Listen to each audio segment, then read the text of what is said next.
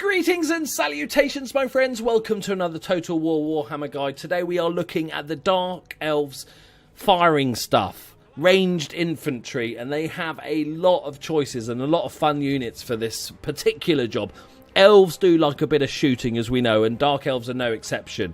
So we've got the more standard Darkshards and then the Darkshards with shields. We then move on to the Blackhawk Corsairs with hand bows, and then we've got 3 different varieties of shades, which we'll get to in a minute. So let's have a look at these two dudes first. Basically a standard crossbow unit. They're looking good. I like the way they're sort of shooting over their using their shield to sort of rest it on. And then obviously these dudes aren't. So the Darkshards, I'm not going to sort of linger on these too long. We'll just have a quick look at the overall stats. They are crossbows. Difference between crossbows and bows is that crossbows are slightly less range, but they do more armor piercing damage. So pretty low armoured for high elves. Dare I call them high elves? Leadership is good. Speed's okay. All the rest is okay.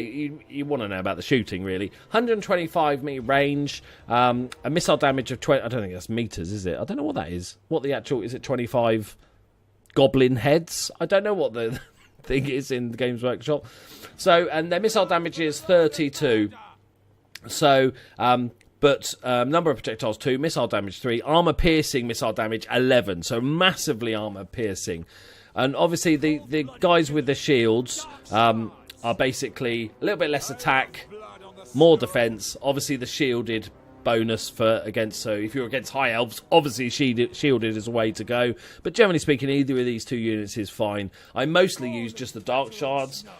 They're a little bit cheaper, plus my ranged infantry are normally kept safe from that sort of stuff. Normally the enemy ranged infantry is normally firing at my melee guys in the front line sort of thing. So I'm okay with either of these two. They both work well, but they're very good, nice units, especially if you're up against armoured stuff, like especially if you anything that's high armoured, even the monstrous stuff you can actually whittle down a little bit easier with the Darkshards as opposed to a normal archer. So then we move on to the Blackhawk Corsairs, which look amazing with their handguns, just like a little mini crossbow basically. And what we'll do is we'll compare the normal Darkshards with them. That's best. Oh, hello. Face the right way, lads. Come on now, sort yourselves out. So the normal Darkshards come in units of 90, and the Blackhawk Corsairs actually come in units of 100. It's a little bonus. They've got 1,300 more hit points, lots more armour, decent amount of extra leadership, just better all round. Their melee attack is also a lot better because these aren't just guys that shoot at stuff. These guys can get more stuck in. Obviously, the Darkshards can also fight a bit, especially compared to like some of the other ranged units of other armies. But Blackout Corsairs have the ability to fight a little bit more. And but as you'll see, compared to the weapon-wise, a lot less, much shorter range, obviously with their little mini crossbows, but a little bit more damage, 25, but they don't have the armor piercing.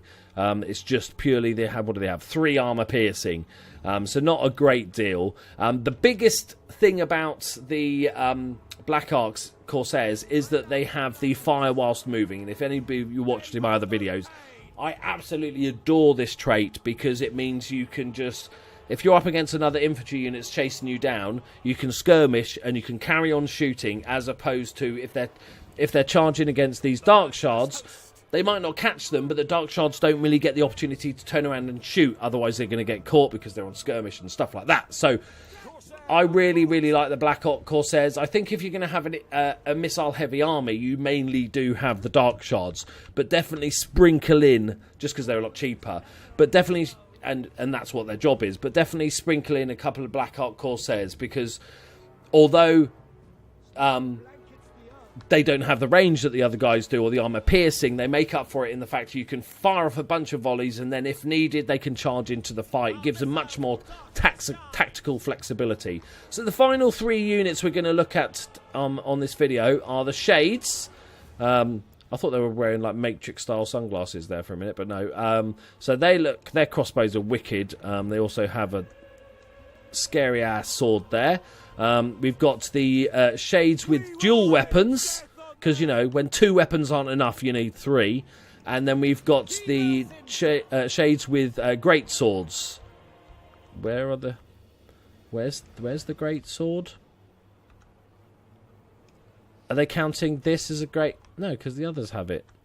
Hidden up their arse, they have great swords. Just take my word for it. So, these are smaller units, only 80, and they're in a skirmish formation. They have the... Because they obviously got the good crossbows, so they have the armor-piercing missiles. The difference is between these and the normal guys is that they also have vanguard deployment, and they can stalk, meaning they can be hidden in any terrain. So, pretty low armor. You don't really want to be fighting with these guys too much. They can do a decent amount of damage. They've got melee attack of 40, but that's obviously not their main role. They have 18 ammunition, 130 meter range, pretty much standard for the other crossbow as well. Decent amount of armor piercing. They've got the old murderous prowess and stuff like that. Compared to, if we look at the next guys, which is the dual weapons guys, the dual weapons means they're anti-infantry, so it gives them that boost against infantry units. +4 melee defense and +2 charge bonus, but obviously this is the sort of bonus, the bonus we're looking at. Another 8 damage. That's another sort of 30% damage upgrade if you're fighting infantry. So quite a big difference. And they've got armor piercing the same. They all basically have the same weapon. And then finally you have the great swords, which are, again, anti-infantry. They've got vanguard deployment, armor-piercing, and all that good stuff. Basically, you lose a bit more defense for a bit more attack. So, not a massive difference between these two guys. If we look at the breakdown here, the weapon strength, they get a bonus of +12 against infantry. And that's basically the only difference. These guys get +8 versus infantry. They get... So... I'm not even sure if they needed both of these guys in there, to be honest, in the game. Maybe they needed an extra unit. But they both... We'll put these together because they both do a very similar job. So, obviously, this unit here, your Darkshards, and your Darkshards with shields are your main ranged infantry. You can have them in the backline pouring fire on guys. You've then got the Blackout Corsairs, which can be used in that same role, but they do a lot less damage and they're much shorter range. They're more of a sort of get round the flank, pour in a couple of volleys of shots, and then charge in because they can to break the unit. Then, obviously, the biggest difference between these guys and the Shades is that their ability for vanguard deployment. So, in regards to comparing them between the three, I think the Shades are fine as they are. Obviously, the dual weapons is an upgrade, but for what the main job I use them for, I don't really need the dual weapons. It's just a little added bonus. If you've got the money, of course, go for it. But for me, let's pretend there's woods here and stuff like that, and somewhere to actually hide. They can obviously have the stalk ability, but for me, you've got your main army line set up here with a bunch of your units. They're all along here like this, and then you've got your archers sitting here doing this stuff, shooting and stuff, and then basically I'm going to have my Shades off to one side, hidden in trees, maybe behind a line, behind a hill, ready to go round. I'm going to vanguard deployment, so I'm going to stick them over here. No, I'm not. Oh, yeah. There's the map edge. Didn't see it. It's too bright. So I'm going to have them hidden off to one side. I'm going to do nothing with them until the army has passed me by and engaged my front line. And then I'm going to take probably...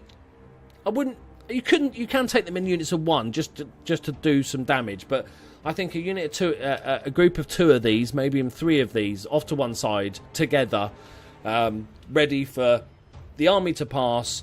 They can then jump in and either pour some fire into the back of the army line. But if they've got a lot of archers or artillery and stuff like that, that's when you can sort of sneak on and do some damage. This is where the dual-wielding ones would be even better benefit, because rather than having a big shootout with enemy archers, generally speaking, you're going to be better at combat than most enemy archers. So you might want to just get a couple of shots in. When they start firing back, just charge in and finish them off. And that's why I like a couple of units of these together, so they can break the enemy units quicker. If you've got one, their morale, they've got exposed flanks, their morale can dip and all that sort of stuff. So I definitely use these in little units of 2. You can either have 2 on each side or something like that to mop up. And once you do mop up, then you obviously do have the damage to either shoot into the rear of the unit, or even go after, just charge into combat. You do only have 18 shots ammunition, so it's not like you can stand there and shoot forever. Use all your ammo and then go smack some face.